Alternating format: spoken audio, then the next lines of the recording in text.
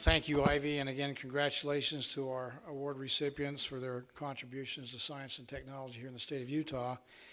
And it really is my honor at this time to present the Governor's Medal for Science and Technology Lifetime Achievement Award to a man who needs no introduction. Dr. Russell M. Nelson is one of those who qualifies, but he deserves an introduction. And so I'm pleased to make sure that we all know about his religious and humanitarian service, but we ought to remember and not forget his great service in the medical and scientific field. His career began at the University of Utah, where he completed his medical degree, and then proceeded to go to the University of Minnesota for his residency and to get his doctoral degree in surgery. His focus on the heart came at a time when the dogma in medicine at the time was if you touched the heart, it would stop. He worked on that, and in the early days of the University of Minnesota, Dr. Nelson was a true innovator. Working with his team, they invented the first heart-lung machine. This invention enables the commonplace open heart surgeries that are done every day just become commonplace in hospitals now throughout the world. Upon his return to Utah, Dr. Nelson completed many other firsts, too numerous to mention, but let me just mention three of them. The first open heart surgery west of the Mississippi. The first pediatric open heart surgery in Utah. The first surgical intervention for tricuspid regurgit. Yeah, did I say that? Tricuspid resurge. He'll be able to explain what that is to us. The list goes on, and certainly his service to the community has been remarkable. He's revered as a teacher, as a mentor, as a colleague, and over his career he has served in many different capacities: the director of the University of Utah Thoracic Surgery Program, as president of the Utah State Medical Association, as chair of the Division of Thoracic Surgery at LDS Hospital, president of the Society for Vascular Surgery, and director of the American Board of Thoracic Surgery. We know of his love of people, of all people, and is demonstrated in his commitment to training future surgeons with innovation and creating them, teaching them to be innovators throughout his medical career that has graced Utah with generations of talented cardiothoracic surgeons, of which we are all the beneficiary of. So today, we honor a true medical pioneer. Please enjoy the video as we invite Dr. Nelson to come forward.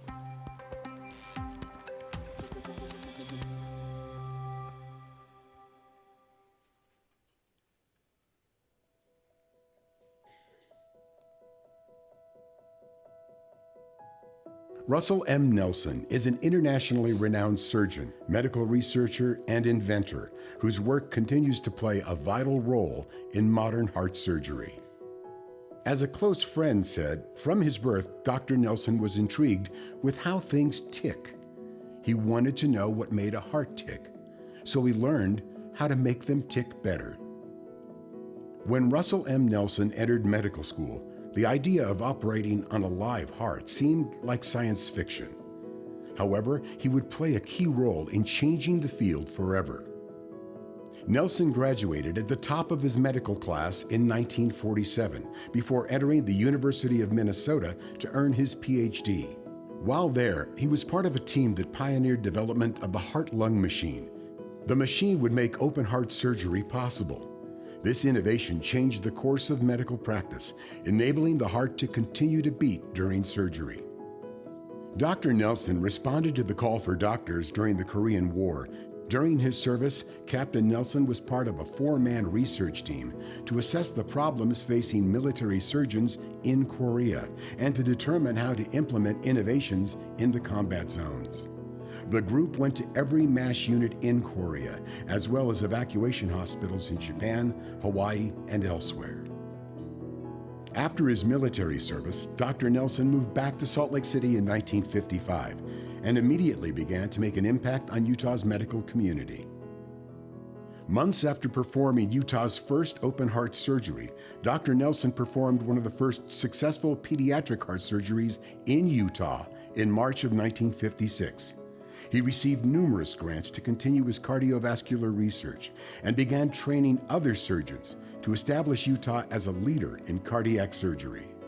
Over the course of his surgical career, Dr. Nelson performed more than 7,000 surgeries, building an international reputation and presenting at medical conferences throughout the world, including Latin America, Africa, and Asia. In the final years of his surgical career, Dr. Nelson spent time introducing open heart surgery to China. In 1980, Dr. Nelson became a visiting professor at the Shandong University School of Medicine and was invited to teach at 2 additional schools in China. His final surgery before a full-time church service was a quadruple bypass surgery on the renowned Chinese opera performer Fang Guangxiang. He did the first open heart surgery in the state of Utah, and that might not sound like a big deal, but at the time there were only 2 other states in the country that were doing open heart surgery. We can't do what we do today without what he did. And it's not just what he did in the operating room, he was also a consummate educator. So he trained a litany of folks that are now practicing cardiothoracic surgery all across the country. To hear what they did in the 50s, it still boggles my mind. You know, when I go to the operating room, success is almost assured. When they went to the operating room, that was not the case. We have nurses and pharmacists and other physicians in the family. So I think a lot of the enthusiasm he shared for what he did and the way he was able to serve other people was very contagious to a lot of us. For his career of pioneering work in cardiothoracic surgery and research, we are honored to recognize Dr. Russell M. Nelson with the inaugural Lifetime Achievement Governor's Medal for Science and Technology.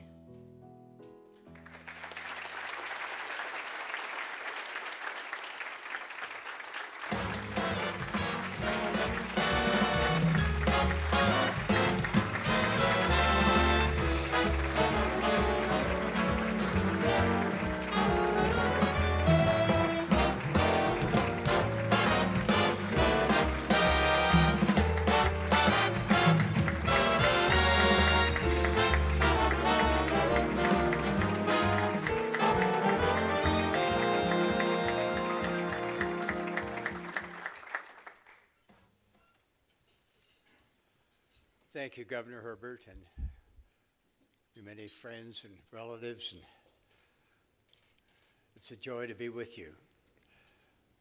I remember well a conversation that I had when I entered medical school. Attention was drawn to the quotation from the eminent Austrian surgeon Theodor Billroth, who made the statement that if one should ever presume to do an operation on the human heart, he would lose the respect of his professional colleagues. Well, fast forward to a recent experience I had responding to an invitation from the University of Utah to speak to some medical students. And in the course of that very lovely luncheon time with the students, they wanted to know how we worked out the techniques for turning the heartbeat on and off again, or I should say it the other way around, turn the heartbeat off to enable repairs to be done and then turn the heartbeat back on again. So I explained that we learned that if we just increase the ratio of potassium to sodium, that the heart would stop, and then when we wanted it to beat again, we just perfuse the heart muscle with normal sodium-potassium ratio blood, and the heart would start beating. Well, one of the learned professors said, but what if it doesn't work? I said, it always works. It's according to divine law. And I did learn indeed what I'd learned in Sunday school, that whenever you receive a blessing from God, it's because of obedience to the law upon which that blessing is predicated. Scientific research is a discovery of what God's laws are, and then you can manipulate them and use them to your advantage. So the conversation continues now with a new generation take advantage of all that we learned. I'll have to share one other thing. My wife was a very important part of making the first heart-lung machine. She actually helped me make the pieces with her sewing machine. She perforated holes of a rubber diaphragm so that there'd be small holes with pressure that would allow the oxygen to come through there and blow bubbles, and yet the blood wouldn't go down that column with that rubber diaphragm in place.